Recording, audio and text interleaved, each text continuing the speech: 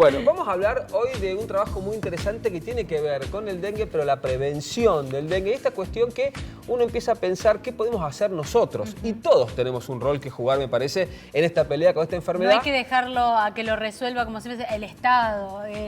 Tenemos un rol. No, tenemos responsabilidad, sobre todo, Coti, pensando que se consigue poco la vacuna, que empiezan a veces a escasear los repelentes. Todos podemos hacer algo. Por eso invitamos a Isabel Estallo, que es investigadora, y a Magalí Madelón, ¿está bien? Que es bióloga. Bienvenidas. Gracias. Bueno, cuéntenme de este trabajo, ¿no? Donde se mezcla esta cuestión, digo, la investigación, la problemática del dengue, pero la pata de la ciencia ciudadana que nos encanta tanto, donde se puede empezar a ver cómo todos podemos hacer algo, ¿no? Sí, la problemática del dengue es una problemática socioambiental, como bien decían ustedes, que involucra a cada uno de nosotros. Todos tenemos un rol participativo importante y de ahí surge empezar a hacer ciencia ciudadana para prevención del dengue en el 2020, cuando estábamos en plena pandemia. Teníamos un brote de dengue en la ciudad de Córdoba también, que estaba un poco a la sombra del COVID, ¿no? Porque ocurría el COVID con todos los casos y por detrás teníamos el dengue también con un interesante número de casos. Ahí surge la participación con escuelas de la ciudad de Córdoba, donde la idea fue generar un programa donde los estudiantes se involucren con el proyecto de investigación, lo internalicen, se hagan propios de la idea, participen y que esa participación en sus hogares lleve a lo largo del tiempo a un cambio de conducta. Claro, generando un cambio desde el colegio, familias, bien social desde abajo. ¿Eso fue en todos los colegios, en colegios de Ciudad de Córdoba? ¿Cómo lo trabajaron? Se trabajó con distintas escuelas que querían participar, se trabajó con 5 escuelas diferentes. Se involucró a los docentes para que puedan incorporar el proyecto en la currícula, como parte de la currícula de alguna de las materias que querían. Y se trabajó con estudiantes dentro de lo que es el programa de la escuela y se plantearon actividades para que los chicos puedan hacer de forma virtual, porque en ese momento, en marzo del 2020, arrancaba la cuarentena y no podíamos volver al aula. Entonces ahí se pensaron, bueno, qué actividades se podían hacer que los chicos hagan en su casa. Entonces, bueno, la primera actividad fue que hagan una encuesta a sus familias, a ver cuáles eran las percepciones sobre el dengue, datos sociodemográficos, y después, bueno, a ver cómo percibían, si conocían los síntomas en la familia.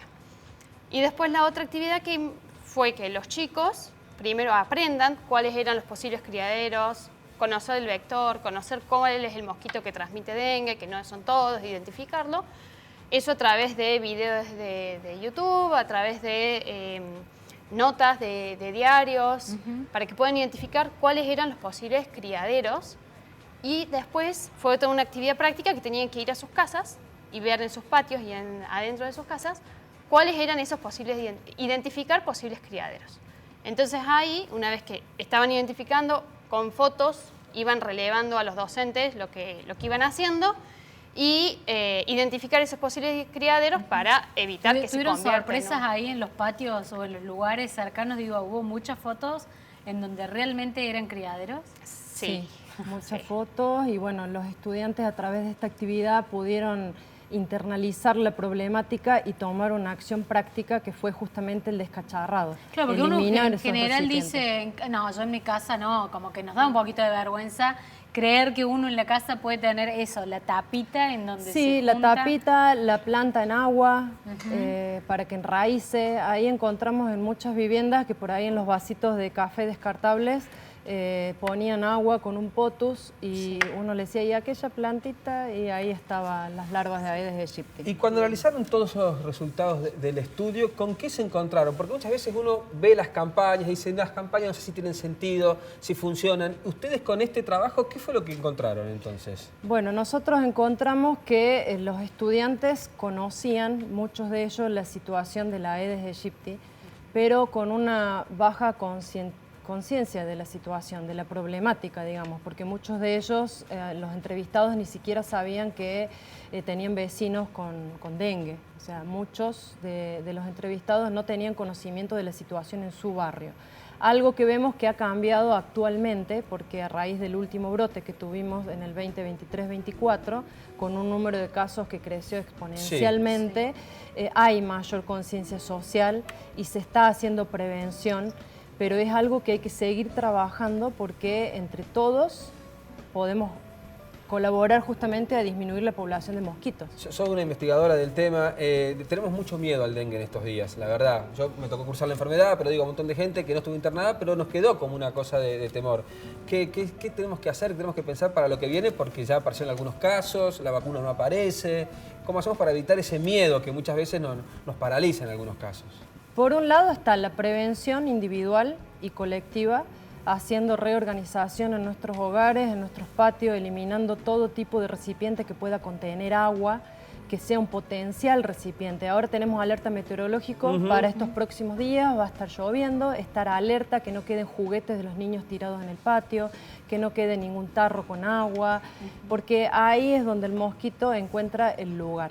Tiene el alimento, que es la sangre humana, justamente la hembra es la que se alimenta de la sangre para poder completar el ciclo de formación de huevos y colocar los huevos en los recipientes, y busca dentro del hogar y en los alrededores dónde poner los huevos. Y entonces es ahí donde nosotros tenemos que tomar cartas en el asunto para no criarlo, para que no sea la mascota. O sea, siempre decimos no criemos al mosquito como una mascota porque no es la mascota.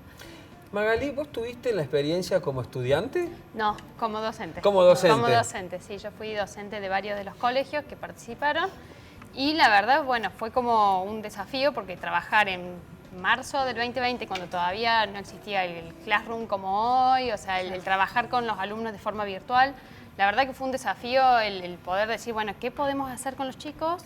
Estamos en pleno COVID y en pleno pico de dengue, o sea, como que se venía todo y bueno, fue una de esas estrategias, trabajar eso de con trabajar con los chicos viviendo, en su ¿no? casa. Claro. Y identificar, que ellos identifiquen en sus casas, enseñarles sobre el mosquito, sobre los posibles criaderos y que ellos ¿Y hoy busquen en seguís sus viendo casas. a esos niños como, o tal vez cómo han llevado todo ese desarrollo de conciencia a sus hogares? Se les pidió como una forma de, también como se fue evaluado, entonces bueno, fue como un feedback entre los docentes con los alumnos, se les pidió bueno cuál fue su experiencia, muchos manifestaron que pudieron aprender mucho durante todo el proyecto. Y continuamos, con algunas de las escuelas hemos continuado con Ciencia Ciudadana y actualmente tenemos un proyecto que es Cambio Climático y Dengue, donde estamos haciendo un monitoreo de la actividad del mosquito. Son los propios alumnos los que colocan las trampas en sus hogares para ver si hay presencia de Aedes aegypti y cómo aumenta o disminuye la población del vector en las distintas zonas de la ciudad de Córdoba. ¿Cómo son las trampas? Las trampas son recipientes de plástico que en el interior se les pone un papel de 120 gramos para que no se diluya en el agua el papel, porque tiene que ir eso activado con agua corriente a la mitad más o menos para que se deje el espacio para que la hembra pueda posarse sobre la pared del recipiente y colocar los huevos. Porque una particularidad de Aedes aegypti es que la hembra necesita posarse. Es un mosquito que originalmente ponía huevos en los huecos de los árboles y ahora se ha adaptado, digamos, a la urbanización y busca lugares similares. Entonces nos imaginamos un hueco de un árbol, un lugar oscuro, sombrío, relativamente mediano en tamaño. Bueno, el recipiente es mediano, color oscuro, y tiene este papel donde nosotros colectamos los huevos. Y los alumnos lo que hacen es el recambio de trampas semanalmente. En la temporada pasada trabajamos con 5 escuelas de la ciudad de Córdoba y una de Villa Carlos Paz, y actualmente ya estamos con 10 escuelas aproximadamente, donde se han sumado nuevos directivos, profesores y alumnos interesados en seguir con el estudio. Te hago una pregunta, ¿está medido si donde se trabaja de esta manera baja la tasa de contagio?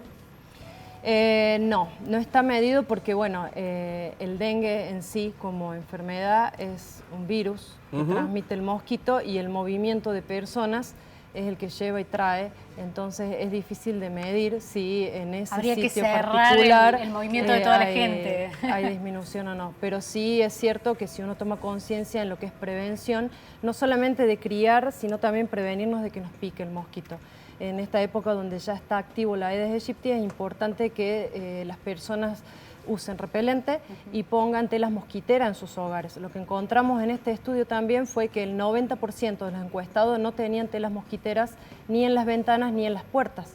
Algo que es muy importante y que no lo tenemos en cuenta porque es algo relativamente nuevo lo que nos está pasando con el dengue. Yo soy del 90%, perdón. Claro, y es importante desde ese punto de vista prevenir la picadura del mosquito, porque si ya está activo y ya está presente en el ambiente, no solo no criarlo, sino también evitar que nos pique. Bueno, excelente, espero Elizabeth. que cuando vuelvan yo tener puestas las telas mosquiteras en mi Y ventana. felicitaciones por Gracias. esta iniciativa de la ciencia ciudadana que nos encanta y que también hace que todos nos involucremos porque podemos hacer algo, como decimos, ¿no? Somos todos responsables. Gracias y felicitaciones gracias otra vez a ustedes. ¿eh? Gracias.